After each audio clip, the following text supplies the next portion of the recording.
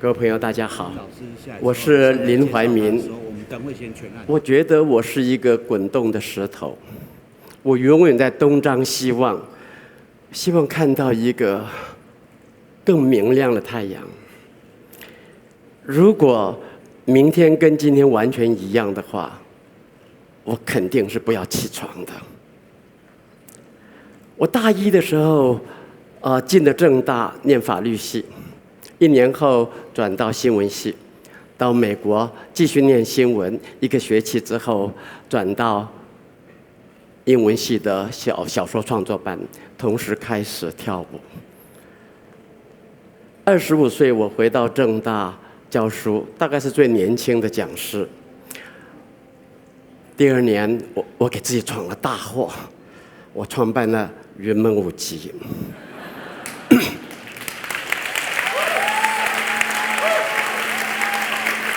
云门是台湾第一个职业的舞团，在这之前，没有人以艺术性的舞蹈表演能够安身立命，所以大家都觉得这个年轻人很好，怎么变成这个样子？大家都吓了一跳。同时，我的朋友说你读到歹去啊，我的父亲就跟我说一句话，他说舞蹈家呢是所有的艺术家里面最伟大的，因为他用身体来做表达，最辛苦最难。但是他说跳舞可能是一个乞家的行业啦。10年前我的母亲过世之后，我们在她的遗物里面发现有一个用我的名字的存折，里面有100多万。我才意识到说，原来30年过去了，他始终在担心着这个儿子有一天会饿死，所以他就省吃俭用帮我存了这个存折，我其他兄弟都没有。为什么我做这个事呢？我的父母亲从小要求我们要服务人群。我在60年代成长，60年代是年轻人的世代 ，Beatles、嬉皮，年轻人反战，金恩博士说：“我有一个梦，那是一个民权运动的一个开端，一个高潮。”他们果然做出很多的事情。60年代教我们说，年轻人有责任，而且有能力来改变社会，来改变这个世界。我回到台湾的时候，遇到一些很爱跳舞的女孩子，那我就说台湾人很喜欢看跳舞，可是没有自己的团，我们来成立自己的团。说得很容易啊。不过那个时候我们心里面想的舞台不在纽约、伦敦、巴黎、莫斯科，我们想的说小小10来个人可以到学校为学生演出，到社区为民众演出。因为父母亲的话，他们的警告，当开始的时候，我就知道这辈子我可能不能买自己的房子，但是他的叛逆啊，所以就继续做。所以1973年9月29日，云门舞集在台中中心堂做创团的首演。今天早上，我忽然发现，今天正是云门创团首演的40周年纪念日。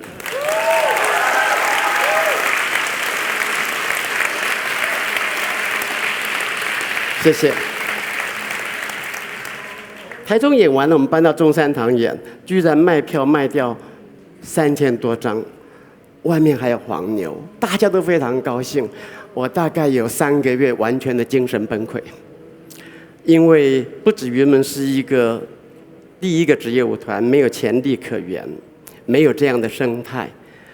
更重要的事情是，我都学跳舞，我就是出了年，我不要跳舞，我唔要编过舞啊，唔得咧想啥。所以我那个时候就开始认真的学习编舞。这么多年来，我从舞者的身上看到、了解到什么叫做身体，什么叫做动作。我在演出的场合，从观众的反应来学习怎么样编有效沟通的舞。但是云门的工作不只是编舞而已。在这样的环境里，在70年代，在80年代，要管人事行政，要去募款，对我来讲是有一点艰难的事情。出去讲春手讨钱，我爸爸讲我叫对这客家行业嘛。但是我从一个写小说的年轻人，忽然间走出书房，走出房子，去跟人家做诉求，来请人家帮忙。我觉得因为我走出来了，像从这个红框上走出来，它是一个很棒的事情。我开始跟很多人打了照面，我开始认识很多人。而当大家拒绝我的时候，我就觉得很坦然，因为我小时候14岁开始写小说，常常被退稿，所以退稿是应该的。但是有人愿意帮助你的时候，要非常的珍惜，那是一辈子的恩情。因为别人来找我做什么，我不一定会答应啊。同时，也要意识到那些协助跟鼓励后面的一个期待。所以我就背着这样的一个心情继续找。有时候一天工作要到18小时、20小时，到今天为止，我差不多工作也要工作到16小时。不只是创作，你要学习生活，学习怎么样变头脑去创作，但是其他的事情也要照顾到。为什么呢？因为我手头上捧着的是许多舞者的青春。当他们的同学都开了舞蹈社，买了汽车，付了房贷，开始住进公寓大楼的时候，他们非常辛苦的一天8小时跳舞，然后收入非常的微薄。我觉得我不能辜负他们，而其他的人，对人们有帮助的人，我不能辜负他们的期待。也许是更重要的，我觉得我不应该背弃年轻时出发的一点点讨个叛逆那样的一个想象。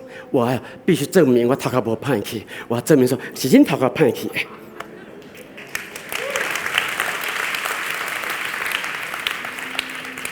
但是云门舞集还是在1988年宣布暂停。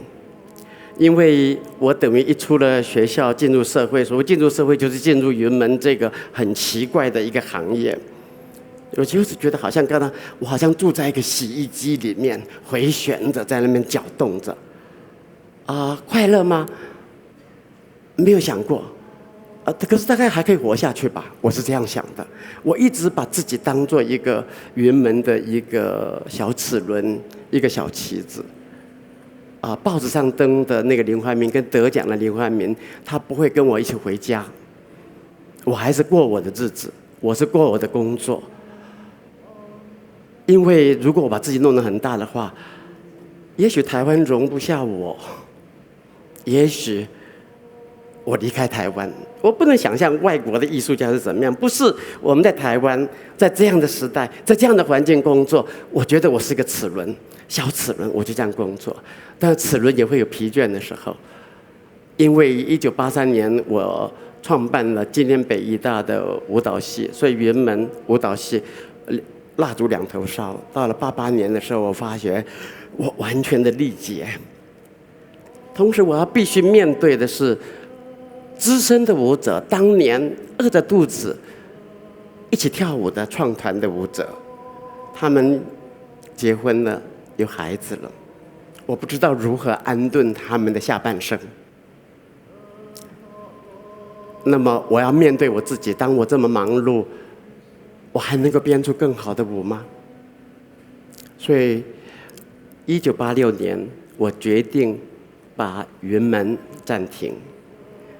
88年宣布的时候，整个社会有惋惜，很惋惜的声音。可是我觉得把云门停掉，是我一辈子里面最好的作品之一。因为你面对了，你反省了，你知道你不行了，所以我们用2年的时间来执行这个暂停的计划，安顿了资深的舞者，让他们找到新的工作，安排年轻的舞者到美国继续学习。当云门停掉的时候，云门手头上有8国的邀约，从来没有这么多，但是不足惋惜，因为8国邀约只不过是坐了很多次飞机下来，一样没有钱，人更累，所以就停掉了。1990年，我从美国回到台北，第2天，一个计程车司机问我说：“云门为什么停掉了？”我说：“表演艺术在台湾是很难的。”我就告诉他很多很多的事。他表示他的理解跟同情，但是我还下车前，他跟我说：“林老师啊，在台北这样的混乱的交通里头讨生活也不好过。每个行业都有它艰难的地方。他说台湾需要有云门舞集。他车子开的时候，他说：‘林老师加油！’我卡在路边，回想的更小，因为这里面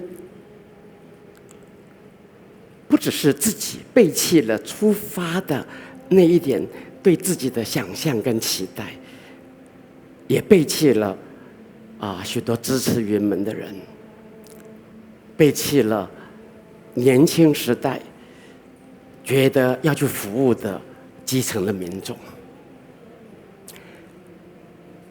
1991年云门复出，这个时候我们发现，再度肯定我自己再度肯定这是最好的作品，因为云门的暂停成为复出后的云门最大的资产。在离开云门的这3年间，我在东南亚逛来逛去，丰富了我的视野，丰富了我人生。我们的技术总监林克华先生到耶鲁深造，行政总监温慧文小姐到美国去拿了一个 MFA， 回来的时候，我们不是热情的他和派系的年轻人，我们好像成熟一点，我们好像有一点点专业的概念。同时，最伟大的事情是，解散就解散了，再了不起再解散一次就完了嘛，有些没有恋爱。所以复出的云门，希望朝着整个永续的方向来走。而这个时候，台湾的经济发展的一个状况，企业界开始帮云门的忙。所以今天，在创团的40年后，云门2深入偏乡小城去演出，在大学里头住校，而在国泰金融机构的支持下，云门做户外公演18年，每一场观众至少3万，然后有时到了8万，这是全世界最大的一个舞蹈的演出，秩序井然。离开的时候，广场上没有一张纸屑。台湾人是很棒的，那这里面也代表着一个大家对一个精神生活的需求。我觉得我要做得更好。在国外常常有人问我说：“你到偏乡去演出，你到南部到台东去演出的时候，你是不是推另外一个节目？”不是的，一样的节目是在纽约、莫斯科跟巴黎演出，因为台湾人就这么棒。我必须说，我的90年代以后，国际上面一直越来越觉得我是一个好的编舞家。我是这几万的观众训练出来的，为什么呢？因为全天下没有不好的观众，只有不好的演出。在户外的这样的几万人的场合里头，如果你不是拿出让他目不转睛的作品的话，小朋友就开始闹，大人就走掉。我要把它耗在那里，所以他们给我最大的考验。所以只要是能够通得过户外演出的几万观众的话，我想《纽约时报》也要买单咯。是的，我是这些基层的观众训练出来的。今年4月的时候，我参加大甲妈祖的绕境，在西周，在一个早上3点钟，暗傻傻，一位农村的妇人出来拉着我的手，跟我说：“多谢你美丽的艺术，谢谢你美丽的艺术。一句话，从基层的朋友讲出来，我觉得40年的辛苦，可是能够求鱼得鱼，能够这样子的把头发白掉，是一件幸福的事情。前几年我到印度菩提伽亚去朝圣，那是佛祖得道的地方。菩提树枝叶扶疏，大概就是这个厅堂这么大。庙关门的时候，我走出来，忽然后面有个人问我说：“你是台湾来的吗？”我回头一看，是个喇嘛，可是一口漂亮的普通话。我请他到路边的茶桌去喝茶，他告诉我，他是山东人，为了想当喇嘛，就几年的时间打工到了拉萨，在庙里头帮忙。然后他想见达赖喇嘛，他就从拉萨往尼泊尔走，然后到了边界被解放军抓回去关了1年，放出来他继续走，又被抓回去关了1年多。他第3次偷渡成功，到了达兰萨拉，他见到了达赖喇嘛。我问他说：“然后你现在在做什么？”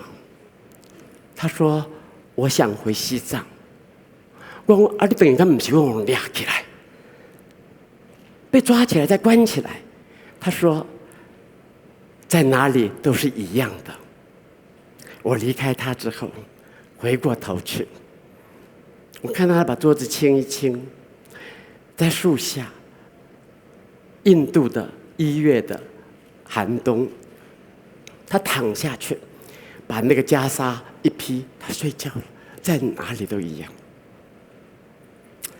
原来把对自己的那个我的欲望降到最低的时候，没有不可能。人生没有任何的限制。年轻的时候去撞击，去认识自己，检讨、反省，往前走。是的，人生不设限，除非你给自己制造障碍。今天很高兴见到很多的年轻朋友。我们白头发的人讲的，也许是另外一个，但是我们相信每一个时代都有它的限制，可是那个限制是你主观的认定，不是外面加诸于你的。最后，我想告诉年轻的朋友们，年轻的另外一个名字叫做勇敢，不要害怕。